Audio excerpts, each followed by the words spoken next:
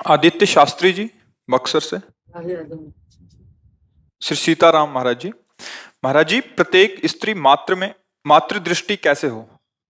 देखो, मात्र दृष्टि से पहले हमें भगवत दृष्टि रखनी होगी। तुम्हारे नाम के आगे शास्त्री लगा इसलिए बताया, और होते तो दूसरे उदाहरण देते। सर्वत्र भगवान है, स्त्री और पुरुष की पोशाक है। ये पांच भौतिक पोशाक है। न कोई स्त्री है न कोई पुरुष है। जीव देहाभिमानी संबोधन, वो जैसी पोशाक मिलती है वैसा तदात्म हो जाता है कि मैं स्त्री हूं, मैं पुरुष हूं, मैं ऐसा। पर आप शास्त्र स्वाध्याय कर रहे हैं, संत जनों का संग कर रहे हैं, तो ये तो समझ रहे हैं ना, तो एक ही परमात्मा बहुत रूपों में खेल रहा है। उसे चाहे माता मान लो, चाहे पिता मान लो, चाहे बंधु मान लो, चाहे सखा मान लो, गुरु मान लो, जो मानो, पर सब में मानना पड़ेगा तभी सिद्धांत है। जैसे गुरु तो अखंड मंडलाकारं व्याप्तमेन चराचरम, चर अचर में व्याप्त है। समस्त माताओं में, समस्त पुरुषों में, समस्त जड़ चैतन्य में एक ही प्रभु रमा है। उसे चाहे जिस भाव से देख लो। जननी का तात्पर्य कि जब हम अपनी माँ को देखते हैं तो हमारा पवित्र भाव होता है। चरण छुए, चाहे वो दौड़ के हृदय से लगावे, तो हमारे अंदर काम थोड़ी आ जाएगा। हमारी दृष्टि जाए तो ऐसी दृष्टि जाए जैसे अपनी माँ को देखने पर हमें कहीं विकार नहीं आता। ऐसे सब मात्र शक्तियां हैं। जब भगवती अम्बा दुर्गा देवी को देखो तो यही रूप है ना। रूप तो यही है।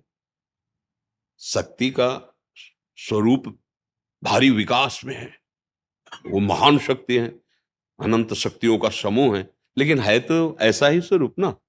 माता जी कैसा रूप धारण किए? वस्त्र धारण किए हुए नारी रूप दिखाई दे रहा है, पर प्रचंड ज्वालामयी शक्ति है। बड़े बड़े बलवानों को भी फाड़ के फेंक देने वाली अम्बा शक्ति। महिषासुर, रक्त बीज, शुंभ निशुंभ, चंड मुंड, सब हमको उसी भाव में देखना है। जैसे हम अपनी माँ को देखते हैं तो नख से सिक तक देखने पर हमारे अंदर काम नहीं आएगा, ऐसे ही हम जितनी भी है सबके प्रति मातृभाव में। और वो तभी तक टिकेगा मातृभाव जब तक दूरी बना के रहोगे। भाव से देखना, नजदीकीपन नहीं। अगर नजदीकीपन आ गया तो फिर कोई सिद्ध ही बच सकता है जिसको वास्तविक भगवत साक्षात्कार हुआ है, नहीं तो दोष दृष्टि हो ही जाएगी। वो भगवान व्यास देव जी ने लिखा है, बलवान इंद्री ग्रामो विद्वानम अपि कर्षति, कि इंद्रियां इतनी बलवान है कि अपनी बेटी के पास भी बहुत समय तक एकांत नहीं रहना चाहिए। जवान बेटी हो, अपनी जवान पुत्री हो तो भी बहुत समय तक एकांत नहीं रहना चाहिए। आप और आपकी पुत्री के बीच में तीसरा कोई होना चाहिए। अगर बहुत काल तक एक जगह रहोगे तो बलवान इंद्री ग्रामो विद्वानम अपि कर्षति। तो जैमिनी जी नाम के एक महापुरुष थे, तो उन्होंने, भगवान व्यास देव जी ने जब ये श्लोक रचा और बोला तो उनका, भगवान ये बात हमें समझ में नहीं आ रही कि माँ के पास, पुत्री के पास, बहन के पास, अरे वो पिता है, वो भाई है, अगर एकांत में भी रहेगा तो क्या उसके अंदर काम आ जाएगा? मतलब वो मूर्ख ही होगा तो ऐसा होगा। विद्वान मपि कर्षति, वो विद्वान फिर ऐसा कैसे हो जाएगा? तो जो गुरुजन होते हो ज्यादा तर्क वितर्क नहीं करते, तो उनका इस प्रश्न का किसी दिन समाधान करेंगे। अभी आगे प्रसंग चलता है उसे। फिर बोले शाम की हमारी इच्छा है कि बद्री विशाल में भी एक आश्रम, प्रयाग में भी है, तो कुछ समय के लिए हम वहाँ के ऋषि मुनियों के दर्शन के लिए तुम संभालो, तुम यहाँ के प्रधान बनो, और सब ब्रह्मचारी हैं, और जो यहाँ की दिनचर्या वही करना। ये उत्तर हो रहा है, उसी प्रश्न का उत्तर। वो समझ नहीं पा रहे, बोले कुछ दिन के लिए हम यहाँ से जा रहे हैं। संध्या के समय सब ब्रह्मचारी तेजस्वी स्नान करके और लौट ही रहे थे। संध्या काल, सूर्य अस्ताचल को जा रहे थे।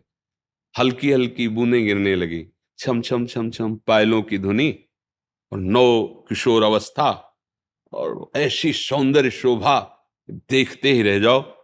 ऐसे भाग के, रक्षा करो मेरी, रक्षा करो। आगे जैमिनी मुनि ही थे, रक्षा करो। क्या बात है? देखा नहीं ऐसे नीचे देख, क्या बात है, कौन सता रहा है? मैं भटक गई हूँ, रात्रि का समय है, अगर एक रात्रि आपके यहाँ मुझे रहने को मिल जाए तो मैं प्रातः अपने स्थान को चली जाऊंगी, पर मेरी रक्षा करो, मेरा स्त्री शरीर है, मैं जंगल में रह नहीं सकती और मैं भटक गई हूँ।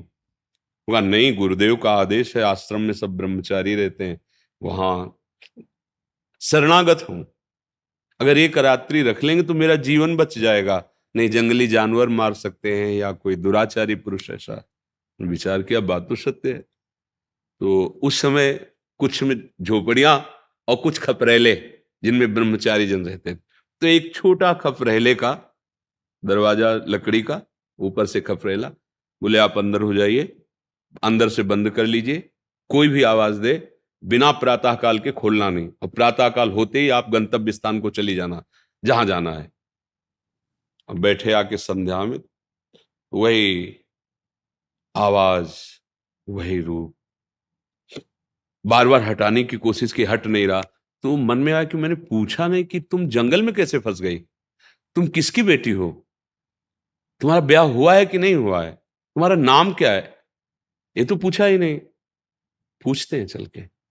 उठे, गए, दरवाजा खोलो, उनका नहीं, जैमिनी जी का आदेश है प्रातः। बोले मैं जैमिनी हूं, बोले नहीं आदेश है, नहीं खुलेगा। तो ऊपर के खपरे हटा के, बांस की फंटियां होती उनको हटा के अंदर देखा, दिव्य रूप, निषेध है, चरण को देखते हुए वार्ता करो, दृष्टि नहीं, जो चाहे आपन कल्याणा, सुजस सुमति शुभ गति शुभ नाना, सो परनार लीलार गोसाई, तजो चौथ के चंद की ना। जैसे चौथ का चंद्रमा नहीं दर्शन, ऐसे लिखा है, काम भाव से किसी भी माता बहन के मुख को देखना या उसके अंगों को देखना निषेध है।